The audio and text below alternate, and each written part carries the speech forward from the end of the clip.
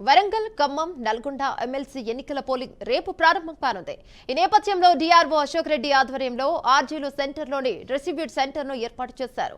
Nodal officers distribution దగ్గర నుంచి election సంబంధించిన మెటీరియల్ తీసుకుని ఈ రోజు సాయంత్రం 4 గంటల వరకు పోలింగ్ కేంద్రానికి చేరుకోవాలని ఎలక్షన్ కమిషనర్ ఆదేశాలను జారీ చేసింది.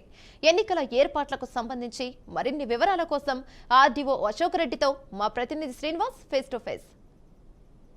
తెలుగు రాష్ట్రాల్లోని టీచర్ ఎమ్మెల్సీ నోటిఫికేషన్ విడుదలవ్వడం జరిగింది. ఈ నెల 27న ఎన్నికలు కూడా జరగడానికి సర్వం సిద్ధం చేశారు. ప్రస్తుతానికి మనము వరంగల్, ఖమ్మం, నల్గొండ ఉపాధ్యాయ ఎమ్మెల్సీ ఎన్నికల డిస్ట్రిబ్యూషన్ సెంటర్ దగ్గర ఉన్నాము. మనతో పాటు మాట్లాడడానికి కూడా ఇన్ఛార్జి ఆర్డీఓ అశోక్ రెడ్డి గారు కూడా మనతో పాటు ఉన్నారు. పూర్తి స్థాయిలో చూసినట్లయితే మొత్తం 25,000 ఓట్లకు పైచిలకు గాను 200 పోలింగ్ బూతులు ఉన్నాయి. మొత్తం ఓవరాల్ గా చూసినట్లయితే నల్గొండ జిల్లా కలెక్టర్ నోడల్ ఆఫీసర్ గా ఉన్నారు. దీనికి సంబంధించిన డిస్ట్రిబ్యూషన్ సెంటర్ దగ్గర నల్గొండ ఆర్డీఓ అశోక్ రెడ్డి గారు ప్రస్తుతానికి డిస్ట్రిబ్యూషన్ సెంటర్ దగ్గర ఉన్నారు. వారిని అడిగి తెలుసుకుందాం పూర్తి స్థాయిలో ఎన్ని ఓట్లు ఉన్నాయి, ఎన్ని బూతులు ఉన్నాయి, డిస్ట్రిబ్యూషన్ సెంటర్ దగ్గర ఎంతమంది పాల్గొంటున్నారు, దీనికి సంబంధించిన వెహికల్స్ ఎట్లా డిస్ట్రిబ్యూట్ చేస్తున్నారు, దీనికి ముందస్తుగా ఎవరెవరు సెక్యూరిటీ వింగ్ ఎలా పనిచేస్తుంది అనేది అడిగి తెలుసుకుందాం. సార్ నమస్తే, చెప్పండి సార్, పూర్తి స్థాయిలోని ఎమ్మెల్సీ ఉపాధ్యాయ ఎన్నికలకు సంబంధించి ఓవరాల్ గా ఖమ్మం, నల్గొండ సంబంధించిన రివిజనల్ దాంట్లో నల్గొండ నుంచే నోడల్ ఆఫీసర్ గా కలెక్టర్ గారు ఉన్నారు. ఇక్కడ డిస్ట్రిబ్యూషన్ సెంటర్ రేపు ఉదయం ఎన్నికలు ప్రారంభం కాబోతుంది. డిస్ట్రిబ్యూషన్ సెంటర్ విధానం ఎలా ఉంది, ఎట్లా రూట్ చేస్తున్నారు?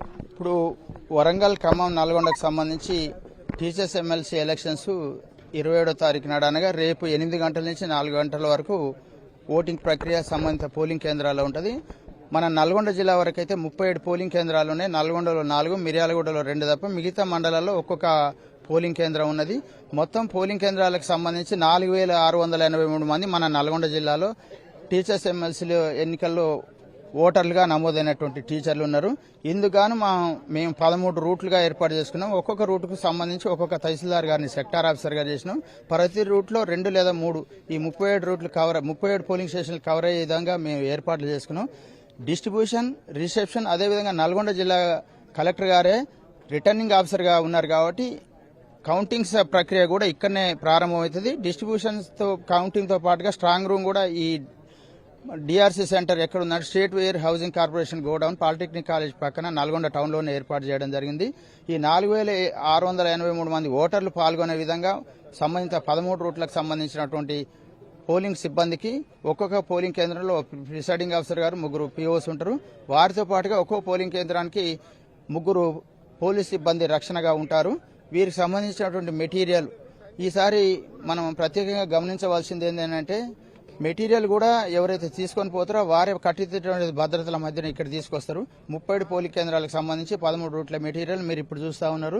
సంబంధిత పోలింగ్ ఆఫీసర్లు మరియు ప్రిసైడింగ్ ఆఫీసర్లకు మా సెక్టార్ ఆఫీసర్ల సమక్షంలో వారికి పోలింగ్ మెటీరియల్ ఇవ్వడం కూడా జరుగుతూ ఉంది. ప్రధానంగా చెప్పండి, ఓటర్ తన ఓటు హక్కును వినియోగించుకోవాలంటే ఏ విధంగా ఐడి కార్డు ప్రూఫ్ చేస్తున్నారు, వాళ్ళకు ఓటు వేసే విధానం గతంలో కూడా ఆ ట్రైనింగ్ ఇవ్వడం జరిగింది. దీనికి సంబంధించి ఎలా గైడ్ చేస్తున్నారు, ఓటు వేసుకునే విధానం ఎట్లా చెప్పారు?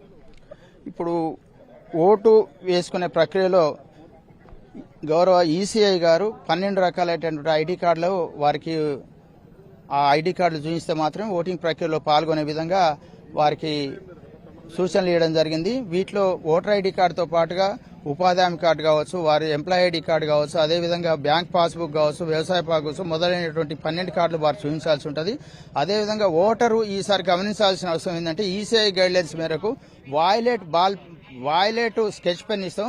దాంతో మాత్రమే వారు ఓటింగ్ ప్రక్రియలో వారికి నచ్చినటువంటి అభ్యర్థి ఎదురుగా వారికి కేటాయించబడ్డటువంటి ఆ కాలంలో మాత్రమే 1, 2, 3 అనే ప్రాధాన్యత క్రమంలో వేయాల్సి ఉంటుంది.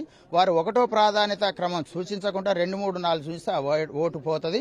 అదేవిధంగా ఓటర్ గమనించవలసిన విషయం ఏంటంటే ఏమైనా 1, 2, 3 అనే సంఖ్యలు వేయాలి తప్ప